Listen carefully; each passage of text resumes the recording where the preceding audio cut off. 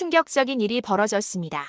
한글의 창제 원리를 두고 벌어진 진실과 은폐. 하버드 출신 언어학자가 밝힌 한글 문서의 놀라운 비밀, 세계를 충격에 빠뜨린 바로 그 이야기. 세상을 뒤흔들어 놓은 이야기 2부 지금 공개합니다. 이 이야기는 총 5부 중 2부입니다. 1부가 궁금하신 분은 고정 댓글에서 확인하세요. 그 전에 잠깐 3초면 됩니다. 사연의 주인공을 위해 댓글로 메시지를 남겨주세요. 그리고 좋아요와 구독과 알림 설정도 부탁드립니다. 다음 날 아침, 저는 박 박사의 개인 연구실에서 일찍 눈을 떴습니다. 창문으로 들어오는 아침 햇살이 방 안을 황금빛으로 물들이고 있었어요. 잠시 동안 이 모든 일이 꿈이었길 바랐지만 책상 위에 놓인 붉은 비문과 아버지의 USB 드라이브가 현실을 상기시켜 주었습니다. 커피를 내리며 생각했어요. 불과 일주일 전만 해도 저는 로마에서 평범한 문서 보건가로 살고 있었는데 이제는 세계적인 음모에 휘말린 것 같았죠. 아버지의 죽음, 한글의 비밀, 그리고 제 정체성까지 모든 것이 연결되어 있었습니다. 일어났군. 좋아, 계속 작업하자.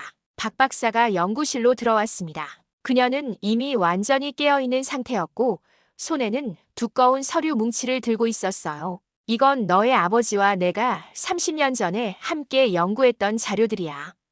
여기에 우리가 찾는 답이 있을 수도 있어. 연구실 한쪽에 마련된 큰 테이블에 자료들을 펼쳤습니다. 사진들, 메모들, 그리고 수십 년 전의 필기 노트들까지. 과거의 기록들이 저희 앞에 생생하게 펼쳐졌어요. 우선 붉은 비문의 전체 이미지를 디지털 스캔 작업부터 시작해야겠어요. 제가 말하자 박 박사는 고개를 끄덕였습니다. 제 전문 분야는 바로 이런 고문서 디지털화였으니까요. 특수 카메라와 스캐너를 세팅하고 붉은 비문의 각 부분을 세심하게 촬영했습니다.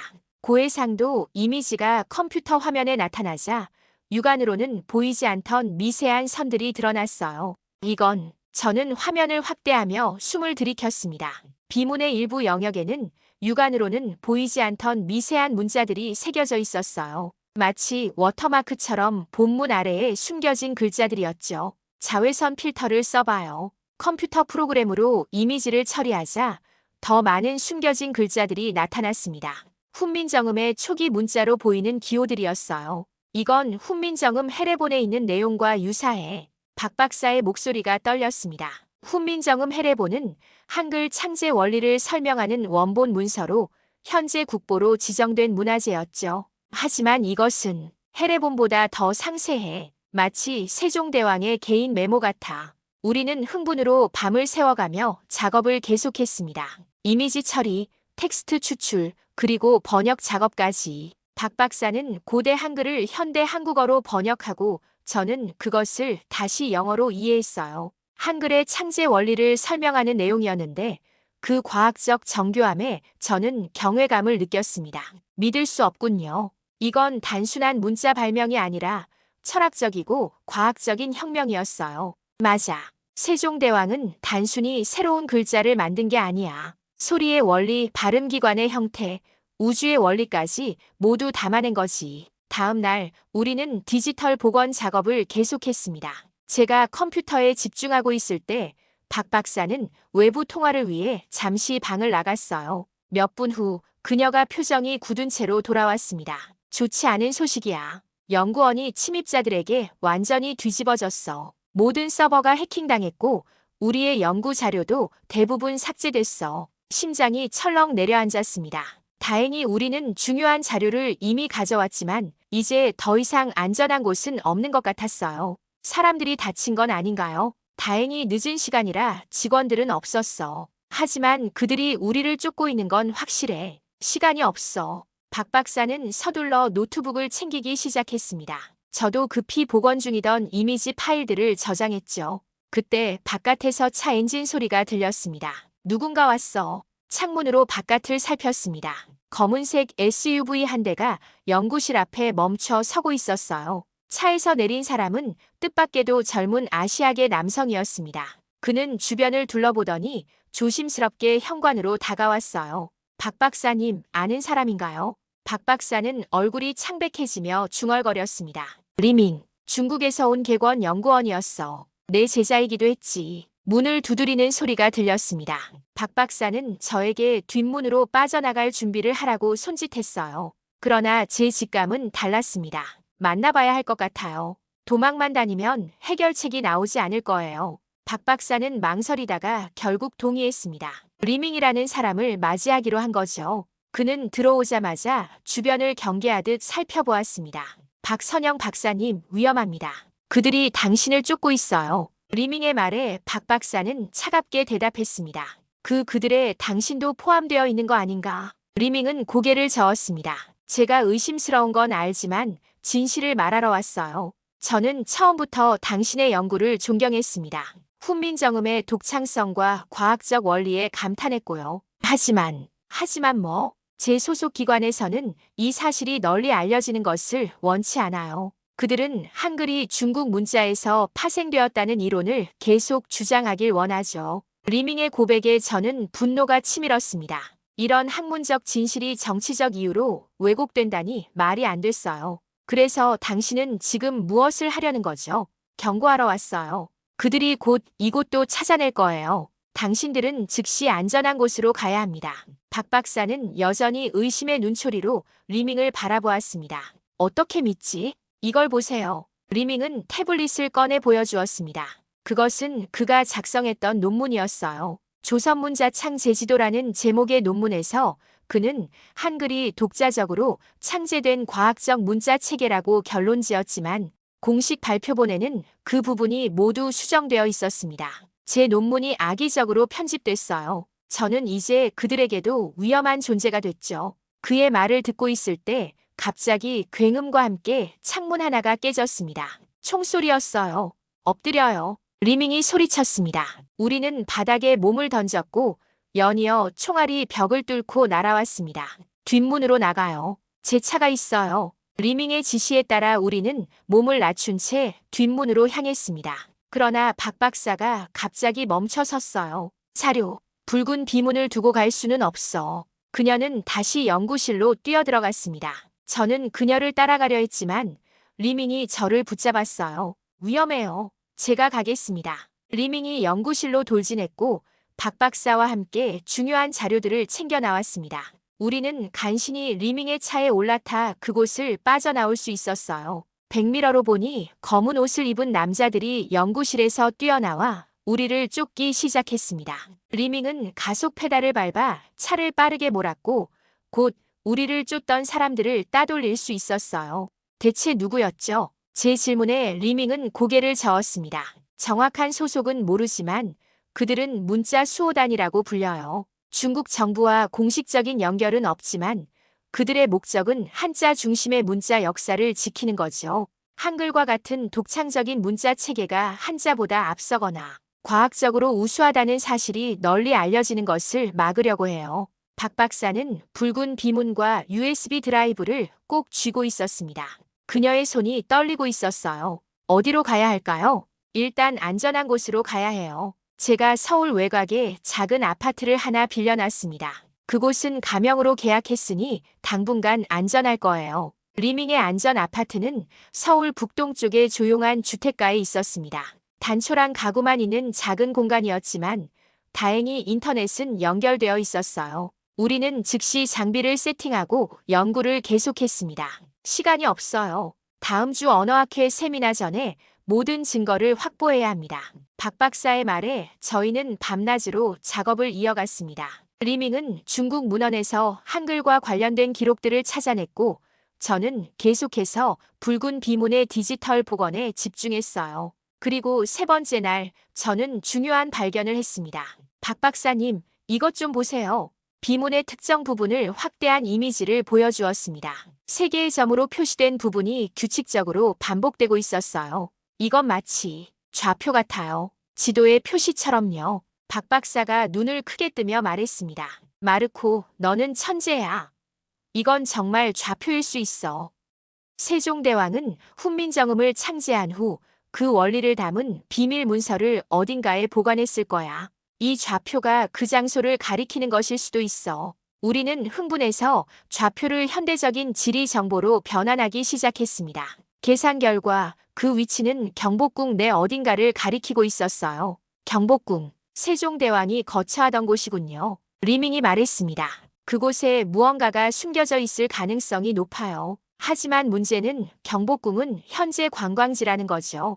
우리가 어떻게 비밀리에 무언가를 찾을 수 있을까요? 고민하던 중 제 휴대폰이 울렸습니다. 로마의 카를로타였어요. 마르코, 여기 상황이 심각해졌어. 당신의 사무실뿐만 아니라 당신의 아파트까지 누군가 뒤졌어. 그리고 방화가 있었어. 심장이 멎는 것 같았습니다. 방화라고요? 누가 그런 짓을? 경찰은 원인을 조사 중이지만 분명 의도적인 것으로 보여. 특히 당신이 작업하던 서버와 백업 장치만 집중적으로 불에 탔어. 다행히 건물 전체로 번지지는 않았지만 전화를 끊고 나서 저는 충격에 빠졌습니다. 로마에 있는 제 작업실까지 불태웠다니 이들의 집요함이 두려웠어요.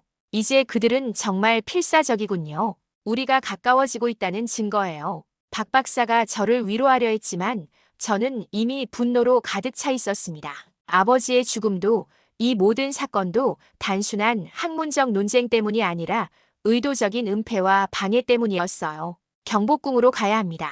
오늘 밤에요. 제 결단에 리밍은 놀랐지만 박 박사는 이해한다는 듯 고개를 끄덕였습니다. 위험하지만 다른 선택이 없어 보이는군. 좋아, 그럼 계획을 세워보자. 우리는 경복궁의 지도를 찾아 좌표가 가리키는 위치를 정확히 파악했습니다. 그곳은 경복궁 내의 규장각이라는 건물이었어요. 조선시대의 국립도서관 역할을 했던 곳이었죠. 규장각은 세종 이후의 건물이지만 아마도 원래 세종이 사용하던 공간 위에 지어졌을 거야. 지하에 무언가가 있을 수 있어. 박 박사의 설명을 들으며 우리는 밤중에 경복궁에 잠입할 방법을 모색했습니다. 리밍이 보안 시스템에 대한 정보를 찾아왔고 저는 문화재 보호구역 출입에 관한 법규를 검토했어요. 불법이지만 인류 역사의 중대한 발견을 위해서는 감수해야 할 위험이라고 생각했습니다. 밤 11시 우리는 경복궁 담장 근처에 도착했습니다. 관광객들이 모두 떠난 후에 궁궐은 기묘하게 고요했어요. 리밍이 준비해온 장비로 보안 카메라를 일시적으로 무력화시킨 후 우리는 담장을 넘어 안으로 진입했습니다. 규장각은 저쪽이에요. 박 박사가 앞장서서 길을 안내했습니다. 달빛 아래 궁궐의 모습은 신비롭고 장엄했어요. 마치 시간 여행을 하는 듯한 기분이었습니다. 규장각에 도착해 붉은 비문의 좌표에 따라 특정 지점을 찾아냈습니다. 바닥 타일 중 하나가 다른 것들과 미묘하게 달랐어요. 여기인 것 같아요. 저희는 조심스럽게 그 타일을 들어 올렸습니다. 예상대로 그 아래에는 작은 공간이 있었고 나무 상자 하나가 놓여 있었어요. 상자를 꺼내자 그 위에는 세종대왕의 로이얼 실과 유사한 문양이 새겨져 있었습니다. 이건 박 박사의 목소리가 떨렸습니다. 우리는 조심스럽게 상자를 열었고 그 안에는 오래된 두루마리가 들어 있었어요. 두루마리를 펼치자 훈민정음의 글자들이 아름답게 쓰여 있었습니다. 이것은 헤레본의 원본이에요. 지금까지 발견된 것보다 더 완전한 형태의. 갑자기 멀리서 소리가 들렸습니다. 누군가 경복궁 안으로 들어오고 있었어요. 서둘러요. 그들이 왔어. 리밍이 소리쳤습니다. 우리는 두루마리를 다시 조심스럽게 말아 가방에 넣고 빠르게 그곳을 빠져나왔습니다. 그러나 궁궐의 출구로 향하던 중 검은 옷을 입은 남자들과 마주쳤어요. 거기 서시오. 그들은 중국어로 소리쳤습니다. 우리는 방향을 바꿔 다른 길로 도망쳤어요. 그러나 그들은 이미 궁궐의 모든 출구를 봉쇄한 것 같았습니다. 이쪽으로 리밍이 작은 동굴 같은 곳을 가리켰습니다. 우리는 그를 따라 달렸고 그곳은 놀랍게도 지하로 이어지는 비밀 통로였어요. 조선시대에 만들어진 피난 통로인 듯 했습니다. 어떻게 이런 곳을 알았어요? 제가 숨을 헐떡이며 물었습니다. 제 논문 연구 중에 발견했어요. 경복궁의 지하 구조에 관한 자료를 찾다가요. 우리는 어두운 통로를 따라 한참을 달렸고 마침내 도시의 다른 지역으로 나올 수 있었습니다. 안전한 거리에 도착한 후 우리는 발견한 두루마리를 살펴보았어요. 이건 정말 믿을 수 없는 발견이에요. 이것으로 우리는 세종대왕이 직접 훈민정음을 어떻게 창제했는지 정확히 알 수 있게 됐어요. 박 박사의 눈에는 기쁨의 눈물이 고여 있었습니다. 우리는 서둘러 안전한 장소로 돌아와 발견물을 디지털화하기 시작했어요. 두루마리의 내용은 충격적이었습니다.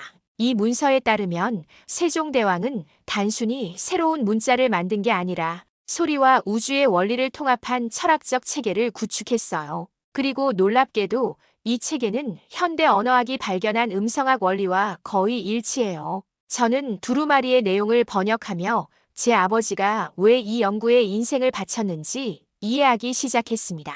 이것은 단순한 역사적 발견이 아니라 인류 문명과 지식의 역사를 다시 쓸 수 있는 혁명적인 발견이었어요. 다음 날 아침, 우리는 언어학회 세미나 발표를 위한 자료를 준비하기 시작했습니다. 그러나 불안한 기운이 감돌았어요. 리밍은 계속해서 창밖을 내다보며 경계했고 박 박사는 자료를 여러 곳에 백업하느라 바빴습니다. 언어학회 세미나가 이틀 후예요. 우리는 그때까지 모든 증거를 정리해야 해요. 박 박사가 말했습니다. 그녀는 피곤해 보였지만 눈빛만은 여전히 열정으로 가득했어요. 누가 오는 것 같아요. 리밍이 창가에서 소리쳤습니다.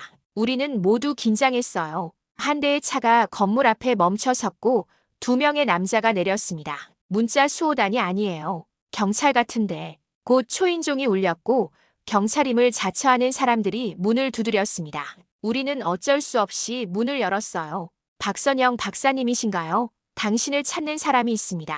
경찰관이 말했습니다.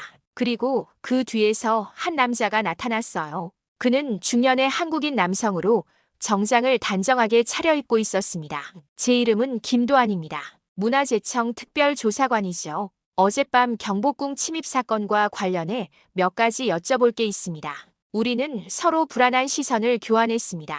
어떻게 그들이 이곳을 찾아온 걸까요? 그리고 이 조사관은 정말 문화재청 사람일까요? 아니면 다른 의도가 있는 걸까요? 증거는 있으신가요? 제가 물었습니다.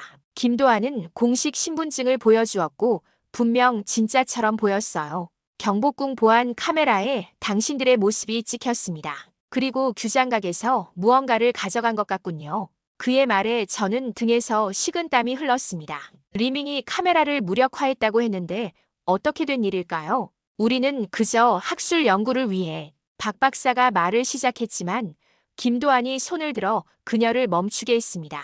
걱정하지 마세요. 저는 당신들을 체포하러 온 게 아닙니다. 사실은 도움이 필요해서 왔어요. 그의 예상치 못한 말에 우리는 모두 놀랐습니다. 제가 문화재청에서 일한 지 30년이 넘었습니다. 그동안 많은 것을 보았죠. 그리고 저도 당신의 아버지를 알고 있습니다. 베네티 씨.